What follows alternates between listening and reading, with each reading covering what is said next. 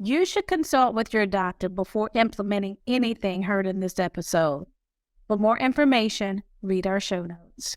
So your taste buds actually regenerate every 2 weeks. So ideally, it wouldn't take much longer than that for your taste buds to change. What takes longer to change, though, is habits.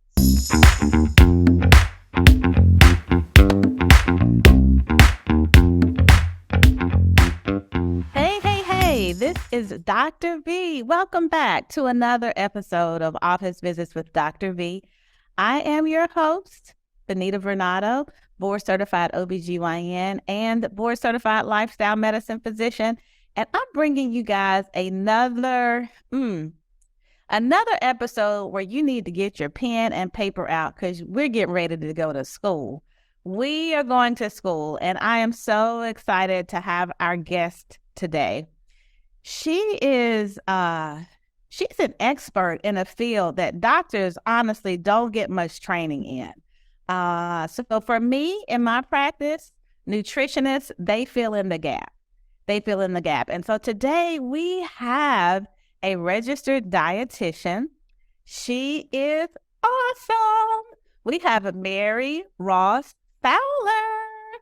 Welcome, Mary Ross. Hi, thank you for having me. Happy to be here. I'm so happy to have you here as well. I tell patients and friends and family, when I'm doing this podcast, I'm learning right along with the listener. So this is your show today. Feel free. I know we have some things we're going to be talking about, autoimmune diseases and plant-based diets and lupus, but this is your show. Okay, great. All right. So let's get into it. I think you have an amazing story, a personal story that really ties you into the importance of a plant-based diet. So share with us a little bit about your backstory. Okay, well, in 2008, about 15 years ago, I was a junior in college at Davidson, which is not too far from here. And I had a really rough first semester, and I noticed that I had a rash on my face, and I didn't think too much about it, but it had been there for a couple of months and it wasn't changing. And I just assumed that it was some kind of a reaction to the new makeup that I was using or something like that. So when I was on winter break, I was back in Nashville, which is where my parents live. And I just went to my pediatrician because I didn't even have a primary care physician at the time. And he said, I don't want to alarm you, but that is a telltale symptom of lupus. And I said, I don't know what lupus is, but I'm alarmed now. So he signed me up for a few more tests, and he wanted to check my kidneys primarily because there's a lot of kidney involvement with lupus patients. And they did a skin biopsy on my face where the rash was. And I found out that that was what they call the malar rash, or the butterfly rash that's on your cheeks and the bridge of your nose. Mm-hmm. So, yeah, and I was totally, not familiar with that. I hadn't had any previous health issues in my life. And so it was just a very new experience for me to have to go get all these tests done. And I came back a month later, and I actually had a kidney biopsy. And I remember watching the Davidson Gonzaga basketball game because Stephen Curry was starting his run for March Madness, and that was just the time of Stephen Curry. You were there when Steph Curry was there? Yes, he was 1 year behind me, so I feel that's my claim to fame. Oh, shout out, Steph! Shout out! Okay, all right, let's talk about the butterfly rash. Yes. Kidney biopsy. Look at the biopsy. Yes. So all that to say, everything was positive for lupus, and they told me that I would be on dangerous medications for the rest of my life, and it did not look good. My parents were obviously very upset, and my mom just went into full research mode. And I went back to school and was very down about it. Of course, WebMD tells you you're going to die soon. I mean, it's just, I was very, very upset about it. I mean, it's a big diagnosis. And my mom actually found Joel Fuhrman who has written several books. His most famous is Eat to Live. Mhm. And she read that and she told me, change your diet, you eliminate sugar and alcohol. And I mean, it was a lot for a college student to hear. And she said, if you go full plant-based, and she said that he's put people into remission. So that didn't make sense to me. And I said, I feel like I eat pretty well. I mean, I get a salad every now and then, I mean, college student, thought I was okay. But I said, okay, just to appease her, that okay, I'll try it. And within 3 weeks of doing this, my rash was gone. I was feeling better because the meds were not touching it. They started with Plaquenil, which is sort of the basic drug that they try, and it wasn't doing anything for me. But the diet really made a difference, and I felt so much better. And I thought, this is amazing. And I knew it wasn't a placebo effect because I didn't think it was going to do anything. I mean, I'll just tell my mom I tried and it didn't do anything. Yeah. But it was really amazing. And so I became interested in nutrition and the science and the explanations of what's going on in my body and why is this working so well. Whoa. And I just lived at the student union salad bar because I had to finish out college. I had one more year. And of course, senior year, we had a kitchen in our apartment. So that helped. But it was, I mean, I wouldn't say I avoided all alcohol, but for a while there, I was doing it 100%. And it was very effective. And I didn't have any symptoms for 3 years. And I didn't even get a cold or the flu or anything. Okay, wait a minute. Back up. Okay. I have a question. Okay. So my question is okay, you said you thought you were eating pretty well. And I know for a college student, if you eat a salad every now and again, that's well. But what did you actually take out of your, or what did you do differently than what you were doing before? Because there's somebody who's listening that's saying, I eat good. What did you do? What did you change? So, I mean, I was your typical college student who was more concerned about being slim than health, my future health. So I was eating a lot of like baked chicken and things like that I would say the standard American would say is good for you. Or I would do, like, if I was eating out, I would order a Caesar salad with salmon. And I thought, man, this is really healthy. But I was drinking a 20-ounce regular Coca-Cola every afternoon. That was my study aid treat to myself every day. Not diet, but regular. Regular, yes. And I did a lot of like chicken quesadillas at the student union. They did a bread bowl with chili in it, and they would melt the cheese over the top with a big scoop of sour cream. That was my favorite dinner. So, I mean, I felt like I was doing okay because I believed that dairy's good for me. I just felt like I was pretty balanced with my diet. I wasn't overdoing it with the junk, but I am addicted to sugar. So that was probably my biggest downfall, is that I would go for the chocolate and things like that in addition to my Coca-Cola that I had every day. So it was a big change. I mean, it is a big change, especially for a student who isn't cooking really. I just lived at the salad bar, really, because you're trying to avoid oil too, which is very hard. So eating out, that kind of eliminates eating out. I figured out I could do veggie sushi. Wow. Oh, that's amazing. So we're going to get into, what it looks like if you're a plant-based eater. What does a day in the life of a plant-based eater? And I'm thinking that sounds like a dinosaur, a plant-based eater. But we'll get into it, y'all. Just keep listening. Mary Beth's going to tell us, what that can look like and how delicious and filling a plant-based diet can be. So you were a junior. I take it your major wasn't nutrition, right? No, they didn't even have that at Davidson. I was a political science major. I was on the path to law school. That's just what I wanted to do. Wow. Oh my goodness. So we have this epiphany. What I put in my body actually affects my health. And what do you do with it from there? What happened? So I continued on the law school path. That's just what I wanted to do. And the economy crashed, in case you forgot, on the '08.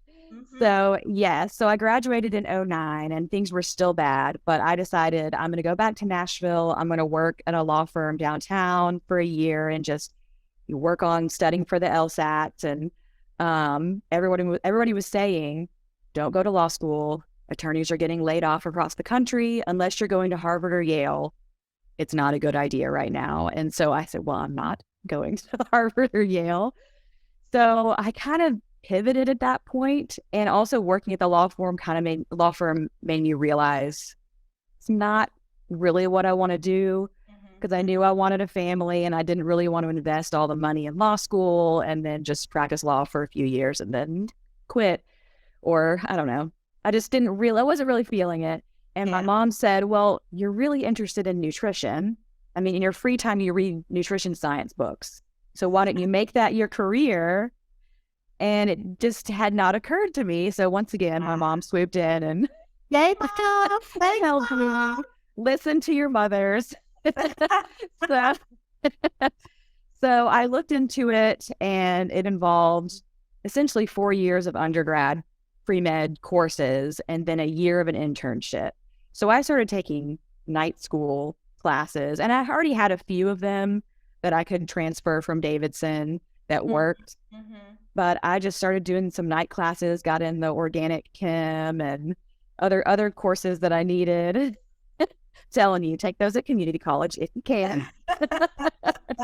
It makes life better.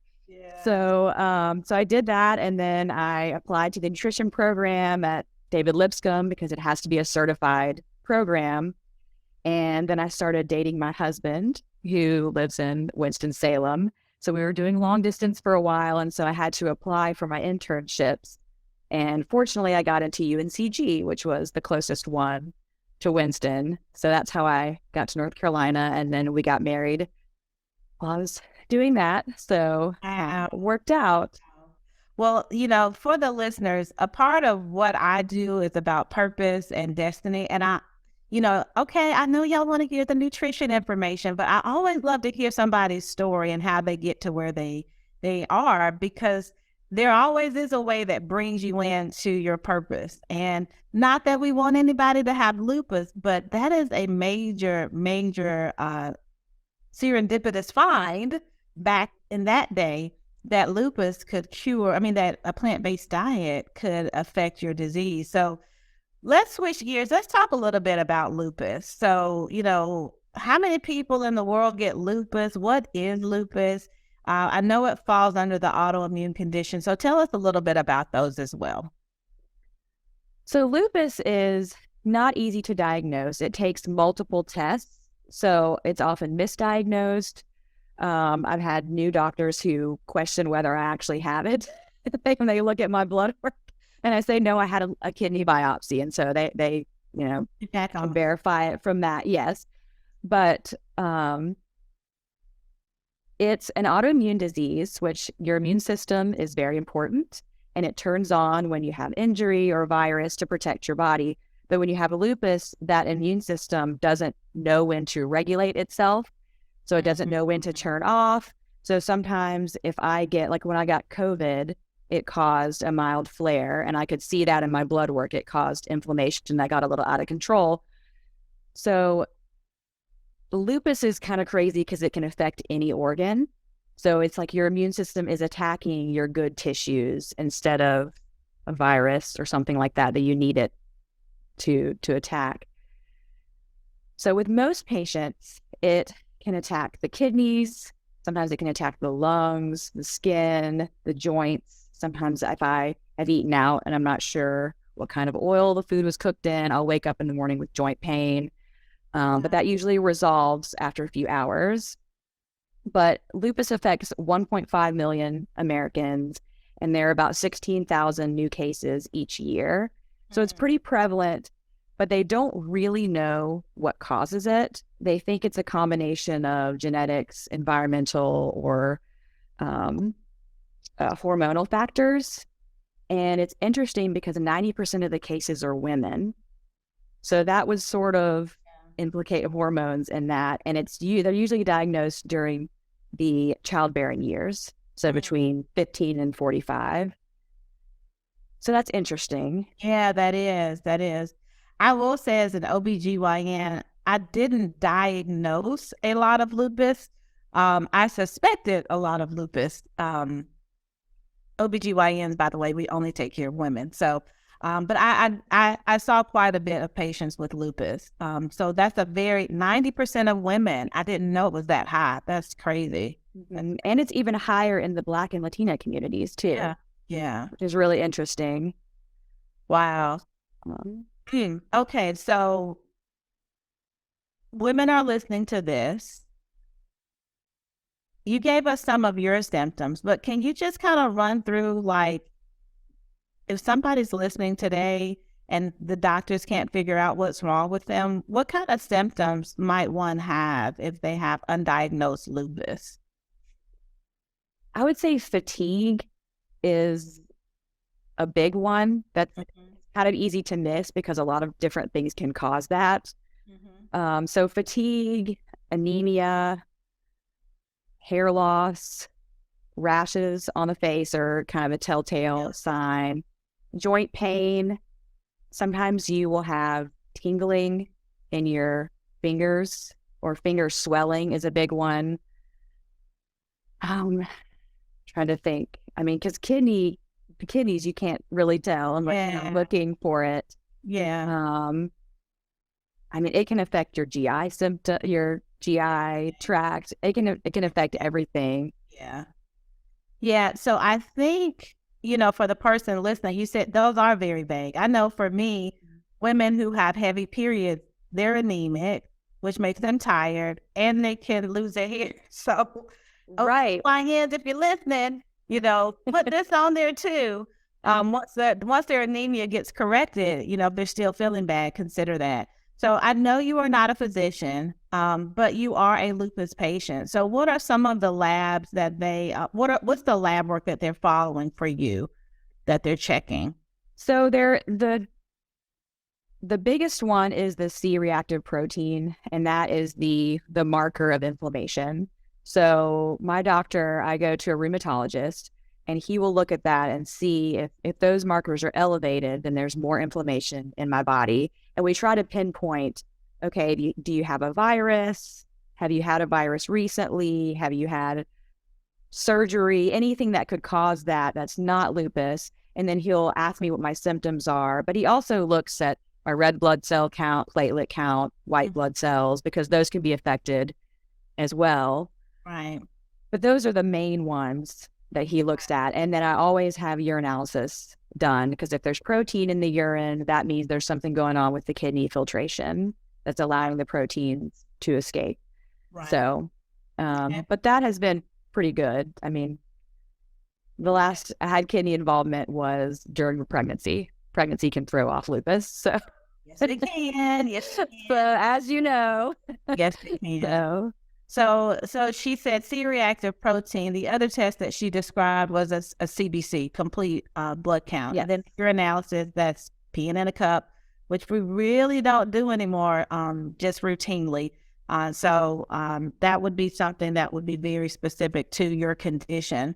A lupus anticoagulant is something that I draw, just to kind of check if you're screening it out. But most of I would say primary care physicians, and I'm just telling y'all word on the street, is that, we don't, you already said it's easily, it's misdiagnosed a lot of times. And so rheumatologists are the specialists that handle lupus. They know the specific labs to order. And a lot of times we either don't order the right labs or we order too many. And these particular labs are not cheap. So to the listeners, if you're out there, don't get your list from Google of the lupus panel and go to your primary care doctor and say, order all of this, because that's not their specialty. But there definitely are some screening labs that can be done for sure.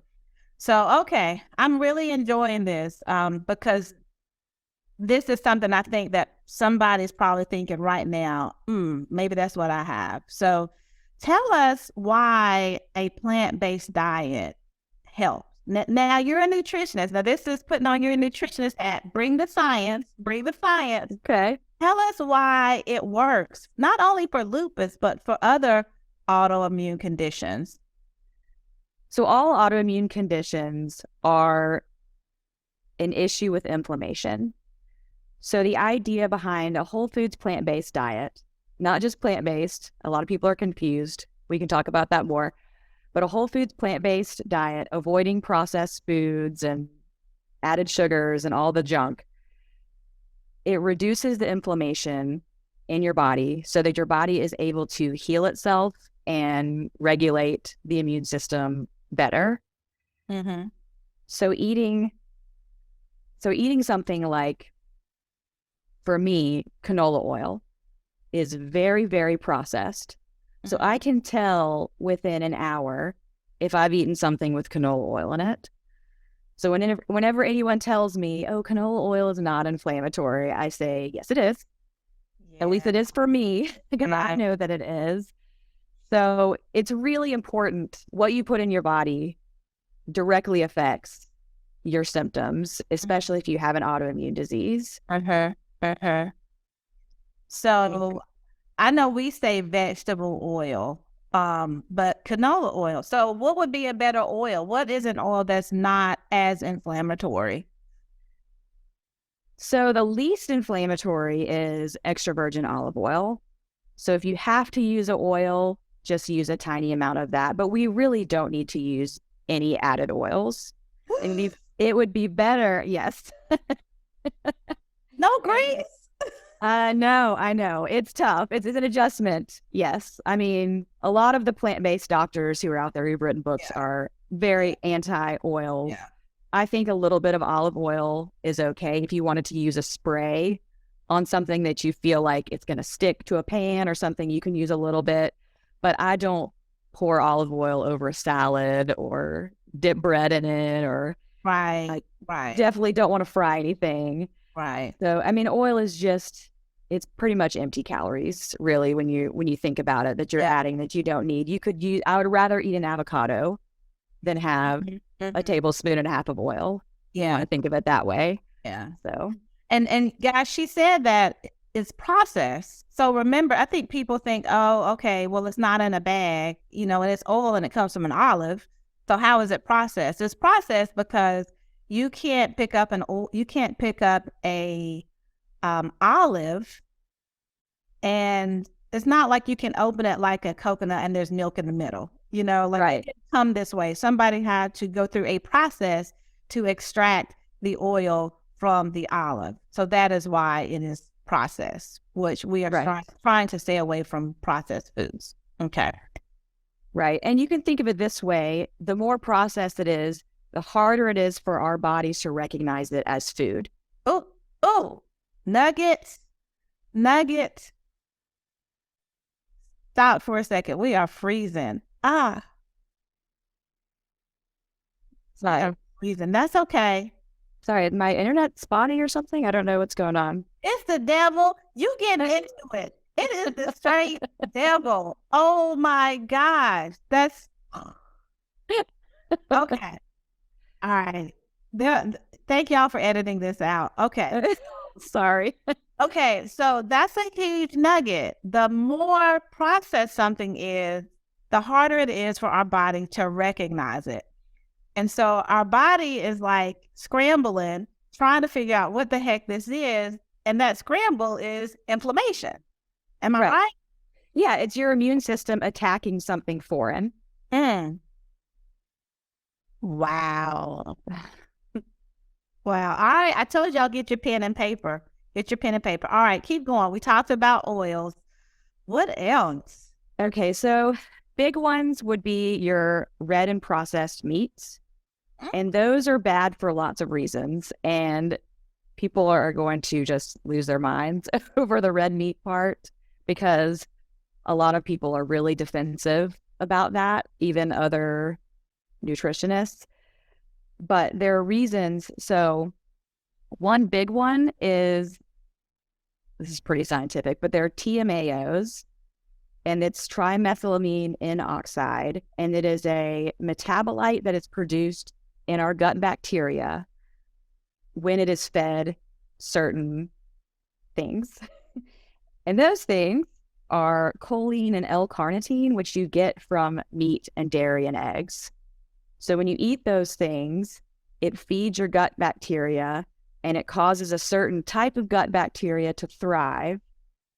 And your gut bacteria is related to your immune system. It supports your immune system or harms it depending on what foods you put into your body. So if you're eating a whole foods plant-based you're eating a whole foods plant-based diet, you are feeding a certain type of gut bacteria that scientists have found will benefit your immune system. But people who are eating a lot of fast food, a lot of red meats, a lot of just standard American diet foods, they have different types of bacteria growing and thriving in their guts that are not good for their immune systems. Wow. So a byproduct of your gut bacteria is this TMAO, which causes inflammation in your body, specifically your arteries, and contributes to coronary artery disease, which can contribute to heart attacks. Okay. So it's complicated. Yeah, this is about to be a 2-hour episode. I know. Okay, because I've had questions. Why is there controversy over that? If you can only, so, I mean, in my world, like BV, bacterial vaginosis, which I think a lot of women know about now, and yeast infections. It's, you have an overgrowth of the normal bacteria and they cause a problem. So in the form of BV, it's usually Gardnerella. Your pH is off in your vagina. The bad bacteria take over and you have this fishy discharge and it smells awful. And so most people understand that now. Why is there controversy among nutritionists on that particular detail? Because we're feeding the wrong bacteria and it's causing problems. There should be no gray in that. What's the controversy? Well, nutrition research is very complicated. It's hard to isolate variables. And also you have a lot of conflicting interests. Like you have the Dairy Council and the Cattle Ranchers Association, people who their livelihood can be really affected by negative research and negative press. And so it's easy to sponsor and design a study that conflicts with that. And I think that just saying, oh, I'm evidence-based, now it's kind of lost its meaning as a dietitian, because you can point to a study to pretty much support anything you want it to say at this point. So, I think you really have to find someone that you trust. Yeah. And like I trust Dr. Greger from nutritionfacts.org because he's combing through the research and he can figure out, okay, this study's bogus. We shouldn't listen to this. Right. Or it's just a small observational study that they want to make headlines on Time Magazine with this and say, butter's back, that. Everybody remembers that one. So I think it's very hard to pinpoint meat is bad because nobody wants to admit that because people love meat and a lot of farmers depend on that. Mm-hmm. So, I think that's one of them. Okay.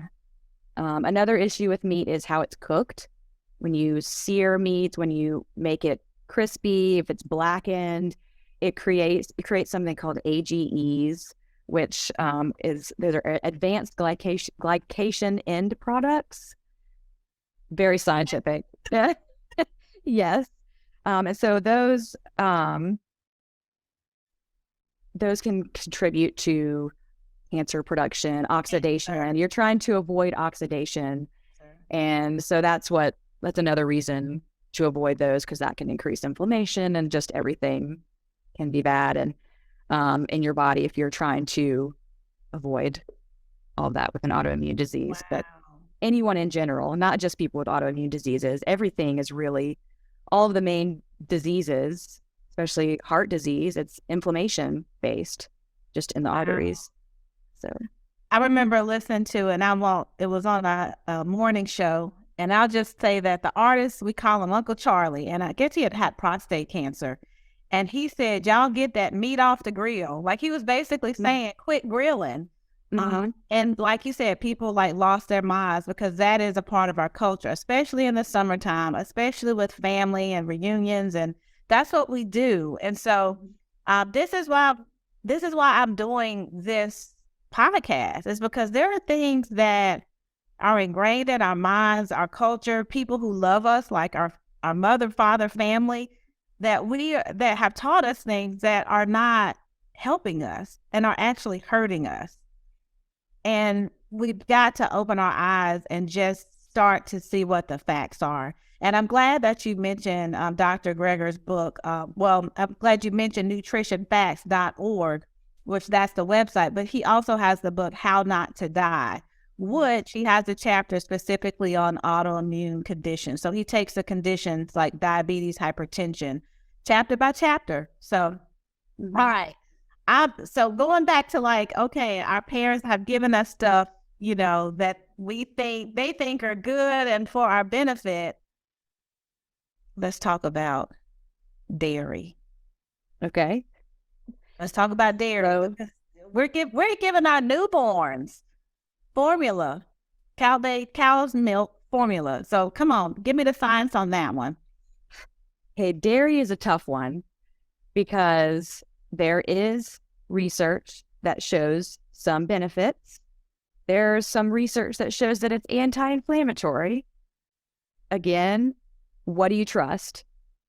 I trust the research of Dr. Furman and Dr. Greger, and there are many more. The China study is one that's been cited many times, although that one's, people are saying, oh, that's old. I mean, whatever you want to take. But to me, it makes sense because cow's milk is the milk of a mother cow, and it is designed to grow a baby cow into a big cow. We don't drink the milk of any other species. Come on. We feed our children human breast milk, and then they wean off of it, and they have no need for it anymore because they get their nutrients from food, ideally. Cow's milk, if you're an adult drinking cow's milk, the only thing in your body that you're trying to grow at that point is cancer. So to me, that makes logical sense. and there are plenty of people who will say, okay, there's research that says that it promotes mucus production. Now there's the counter research that shows that it doesn't. Well, I could tell you 15 people who have told me that it does. And I know that's anecdotal and you can't take that scientifically, but even personally, if you're feeling congested and you eat some cheese, you can tell there's a difference. So I just think it's not good for us. We don't need it. Children don't need it. And especially if you're eating a balanced whole foods plant-based diet, you can get all the nutrients that you need from that. And you don't need any added dairy at all.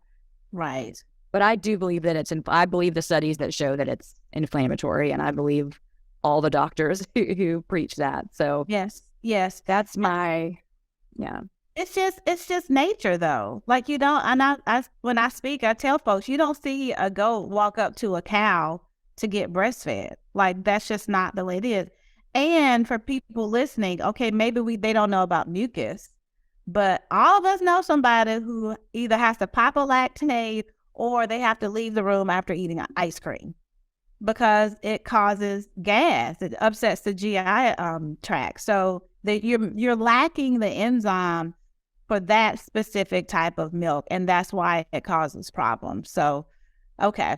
All right. So when people say, because this is a big one, I'm going to get, but where am I going to get my calcium?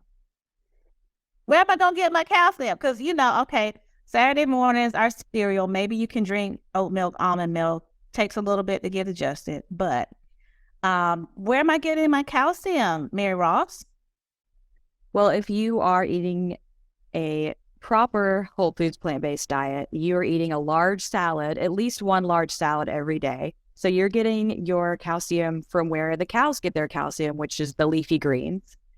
So that should be the number one source. You can also get it from almonds, sesame seeds. There's plenty of places in the plant-based world where there's calcium. So if you're eating well, you shouldn't have to worry about it at all. And there are actually studies that show there's really no difference in bone densities between vegans and people who are non-vegan, with the exception of people who are very, very thin, because you need that weight. So I tell all of my clients to add weight training exercises just to maintain their bones.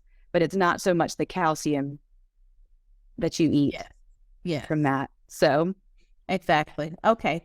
Thank you for clearing that up. So listen, go do your own research. She dropped a bomb. She said, if you're drinking milk, the only thing you're growing or you need to be growing is cancer. Because, I mean, you're already grown. You don't need more growth hormone, right? So go do your research. That's a big one.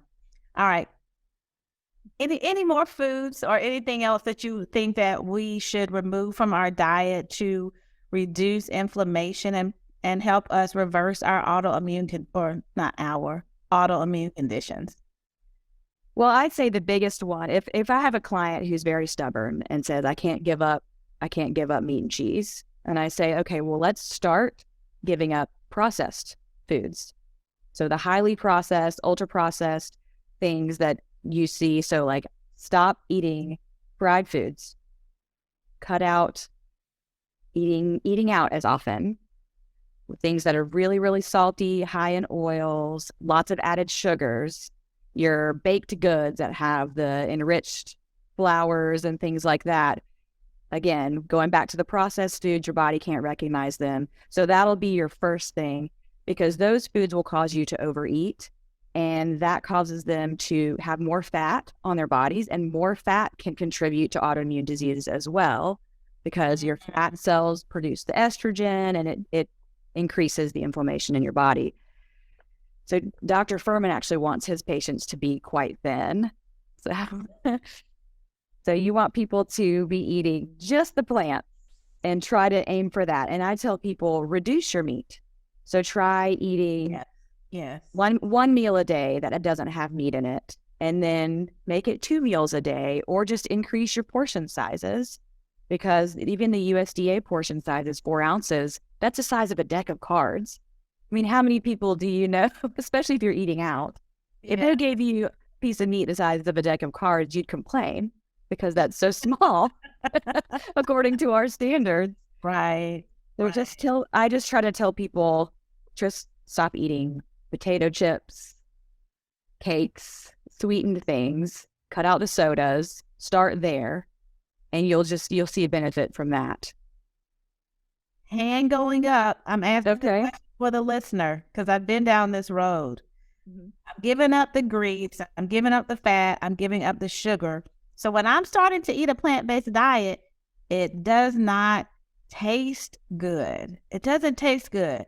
But you have some interesting information about our taste buds and how they will do what? So your taste buds actually regenerate every 2 weeks. So ideally, it wouldn't take much longer than that for your taste buds to change. What takes longer to change, though, is habits. So, for example, if someone's trying to get used to a low salt diet, but they had a habit of going out to eat every Friday night, if they cut out salt during the week and then they go out to eat on Friday, they're getting something that's probably a sodium bomb. So it's going to be harder for your taste buds to adjust to that. But I do tell clients, you do get to a point where you look forward to your big colorful salad every day. And they eventually do get to that point if you stick with it. And it doesn't take that long. I say give it a month. Try it for a month. And most people don't miss meat at all. In fact, they see meat and they say, that's kind of gross. Like they start to see it as, that is a dead animal. I want a colorful plate. I don't want a beige plate. I don't want biscuit and gravy and sausage anymore. That does not appeal to me. You get used to eating the light, fresh, crunchy things. for me, I had to teach myself how to cook after college, and it helped that I was living by myself, but you can do it. I just got on the internet, and there are so many good resources, and I just tried recipes that sounded good to me, and that's how I learned how to cook. And I use all kinds of spices. I use Ethiopian spices, curries, all kinds of stuff. You have to learn how to season your food. And I feel like a lot of Americans don't season their food. I see your face. Well, there's season what salt, pepper, and sugar, and maybe some garlic or onion powder. But when you're talking about seasoning, you're talking about spices that we've never heard of. Like if you go to an Indian grocery store or an international food market, they've got spices, seasonings that make your food very flavorful. Yes. And there's so many different curry powders and just different things. And a lot of those are anti-inflammatory. Yeah. So it just helps you even more. You're making a case. You're making a case. And listen, guys, you know, Dr. V, I'm always transparent.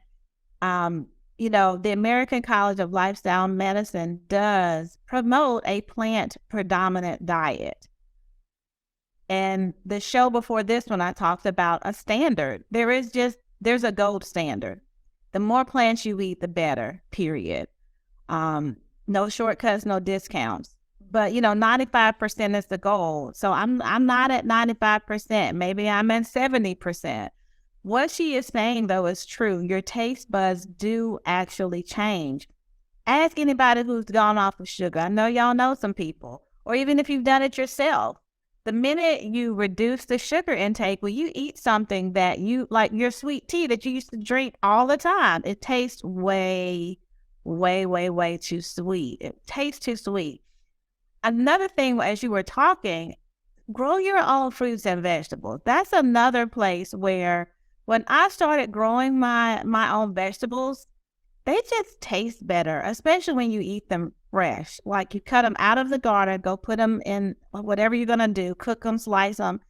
They taste so much sweeter, so much more flavorful. So that's another way to get good food on your palate, is to grow your fruits and vegetables. And you can grow exactly what you like, unless it's like fruit from the tropics and you don't live in a tropical region. But anyway, okay. So we're going long on this episode. Mary Ross, this is so good. And thank you for bringing the science. I am learning a lot. Lastly, and you kind of alluded to this with the salad every day, give us a rundown of what we can eat a full day, from breakfast to snacks to dinner, all the way through just eating a whole food, plant-based diet. So breakfast, I would say start with a simple, oatmeal. And you can lightly sweeten it if that's what you need, a little bit of maple syrup or something, that whatever you want. Throw some berries on there, a few walnuts would be great. Any kind of nut that you like, that would be a great breakfast. Or you could do a granola if it's not too oiled or too sweetened. You could do something like that. Just a grain would be good. I have even done a baked sweet potato with almond butter and blueberries on it. It sounds really weird, but the science shows that if you eat a hearty breakfast and you have a lot of those starches in there, you'll just stay fuller longer, and you're just feeding your brain so you can make it through the day. So that's an idea for. I thought carbs are bad for you. Aren't carbs bad for you? They make you fat. Oh man, A potato. Oh, sweet potatoes are so good for you, especially if they're purple sweet potatoes. Those are the highest in the phytonutrients. But sweet potatoes are fantastic. I recommend them even for people who are pre-diabetic. So those are great. But definitely put some kind of nuts or nut butter or something in there with them, so you also have the fats and a little bit of protein. Be great. Yes. So for lunch is key, especially for people who are trying to lose weight. Just a big salad. And if you follow me on Instagram, I like to post pictures of my salads and I get lots of responses. It's Mary Ross F is my name on Instagram. So if you're interested, but I post my pictures and people just message me and they say, what is that? That looks like watermelon. Is it a radish? And I say, it's a watermelon radish. And I got it at the farmer's market. So it's just make it as colorful as you can and make sure you have some kind of bean. I tell people bean or lentils or tofu cubes, some kind of maybe a half cup of beans on your salad. So you want to stay full, because some people say, oh, I just put carrots and tomato and cucumber and I'm hungry in 30 minutes. Well, you have to make it a little substantial and you have to make it bigger than you think. Because I think the biggest adjustment for people is portion sizes, because they're used to, there's this hunk of meat on there and that's going to fill me up. I mean, I do a big bowl, large salad, try to eat a whole head of romaine in there or whatever greens you like, get it all in there and chew it well. That can also be an adjustment for people. It can cause some bloating. So chewing everything really well helps, but just make it very colorful. So real quick, satiety, that's the sense of feeling full. The larger the salad helps you feel full, but what else do you put on your salad to help make you feel full? I put a few slices of avocado too. So you have the fat, because I'm not drizzling oil over my salad. So you need some kind of fat. And I also do a small handful of seeds on there. You need to have seeds every day, trying to get the omega-3 fats in there. So I'll do unroasted, unsalted sunflower seeds, pumpkin seeds. You could do pine nuts, really anything that you like. So you're getting, your body's able to absorb vitamins A, D, E, and K, which are your fat soluble vitamins. You need some fat, but if you drizzle oil all over your salad, I mean, you might as well just go eat a sandwich or something. But okay. And you said you eat a bean too. Beans, yes. Beans are, some kind of legume will help you stay full.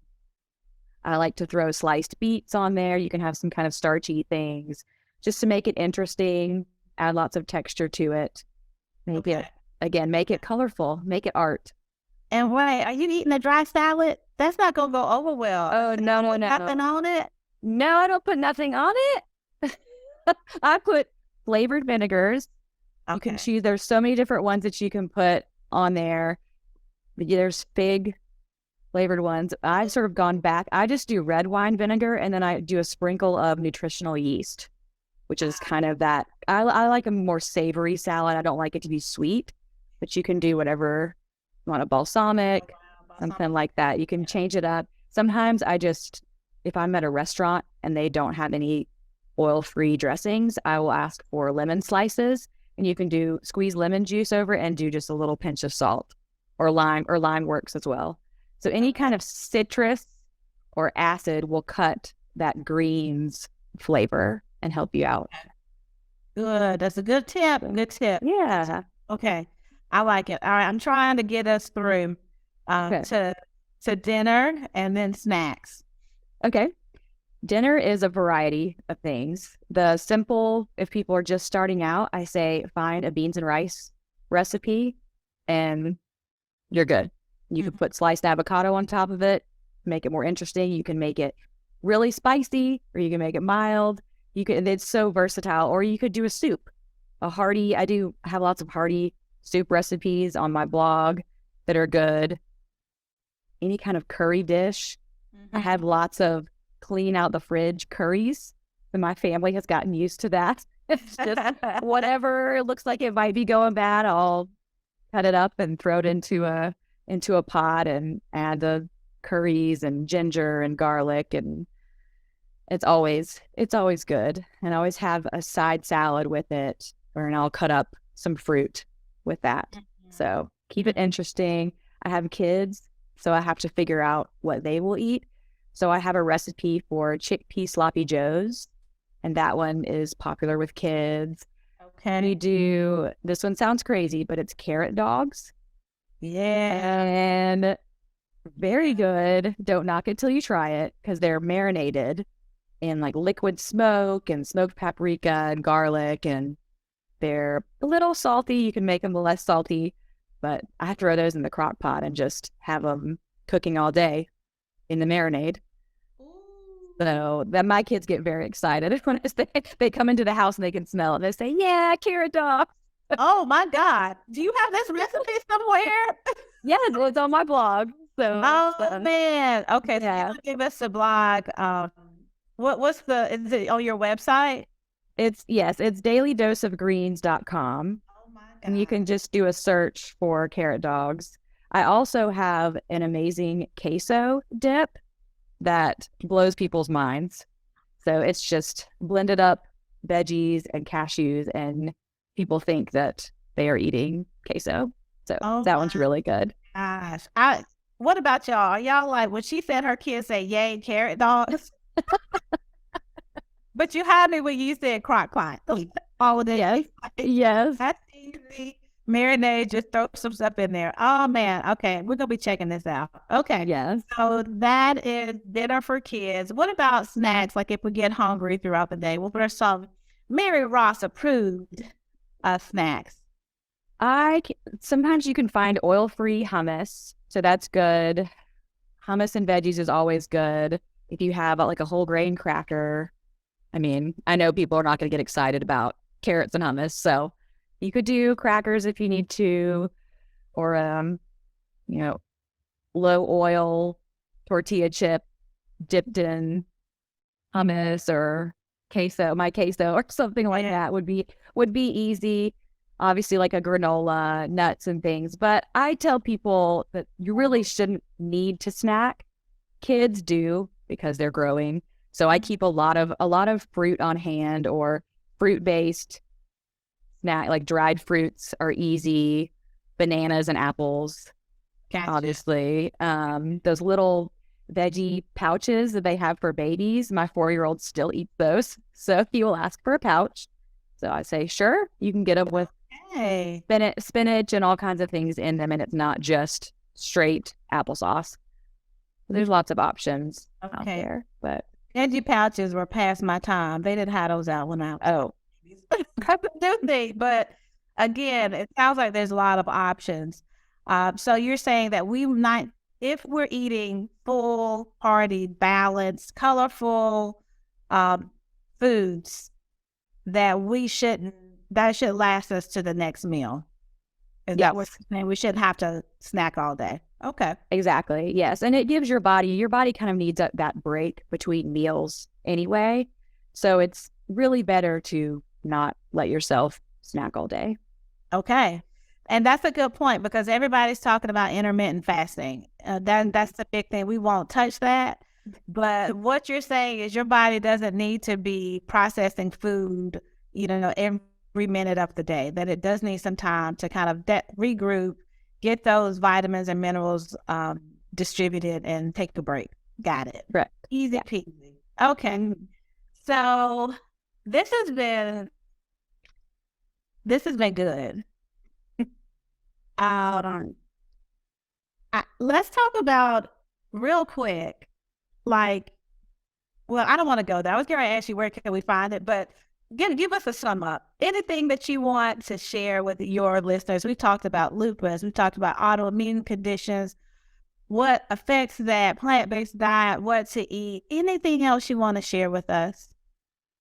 Yes, I would say we've focused on diet. Obviously, I'm a dietitian, and diet has helped me a lot.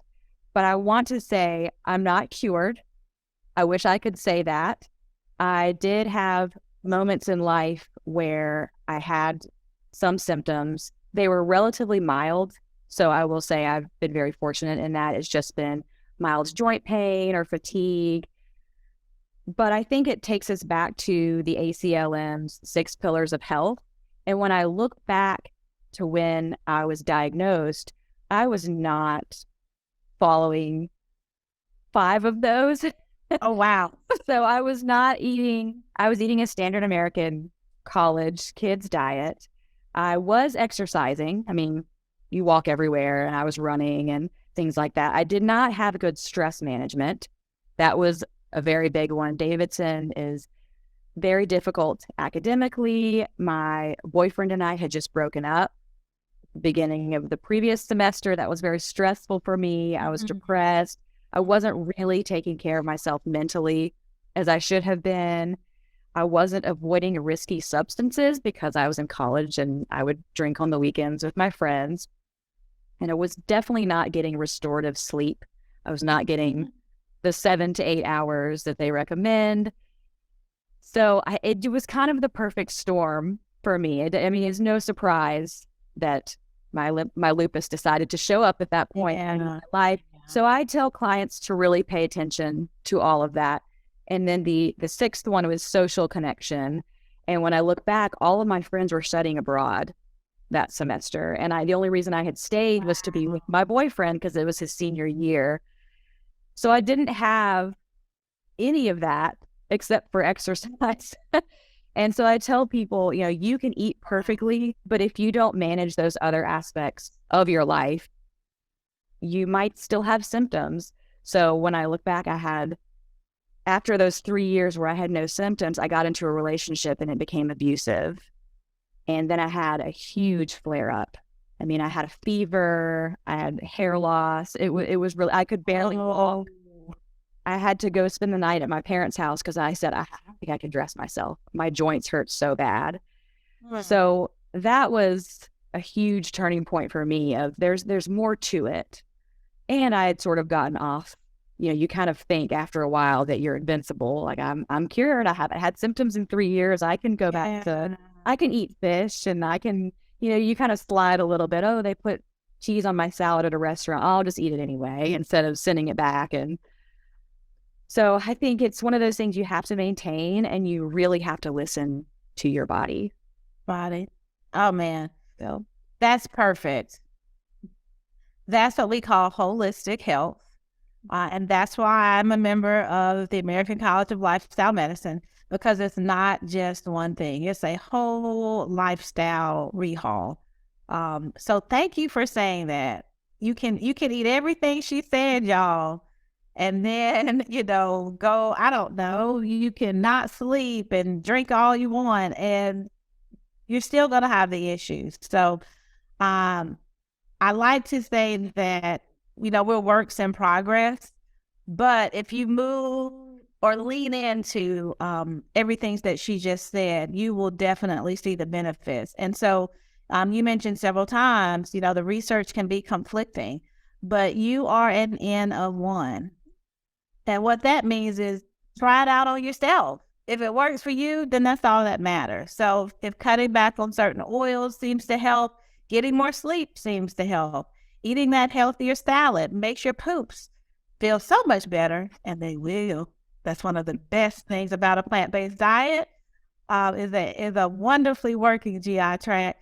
If it works for you, then that's really all that matters. And so Mary Ross, tell us how we can you've already told us a few things, but just in one little brief snippet, we need more. How can we get more of all of this? I have a lot of recipes on my blog that I love cooking and just have a passion for coming up with healthy recipes that actually taste good. And it's my way of converting friends to a more plant-based diet. So my website is dailydoseofgreens.com. And there's my contact information is on there if you wanted to contact me. If anybody has any questions. I also have an Instagram account that I keep up with a little bit more than the blog. And my name on there is Mary Ross F. So that would be great if you wanted to follow me and you can see, because I post a lot of tips in my stories, things like that. So. Oh, man. Well, listen, Dr. V is going to try some of these and I'm going to post them on Instagram and I'm going to tag you, Mary Ross F, guys. So you guys be looking out for it. I really want to try this. I got sweet potatoes right now with the almond butter and blueberries. I'm going to try that one and definitely hit up the carrot dogs and queso. So yes, if you don't take away anything from this episode, you can take away that. And listen to your mother. Yes. Right. I have truly, truly enjoyed this. This is going to help a lot of people. I hope so. I wish you all the best and continue to keep spreading the word. And I'm just so happy that you are here with us. You're not cured, but your lupus is not running your life. You're not in a dialysis unit. You're not, Right. you're here with us. And so Godspeed to you on that. So guys, thank you for listening again. And we'll see you next time on Office Visits with Dr. V.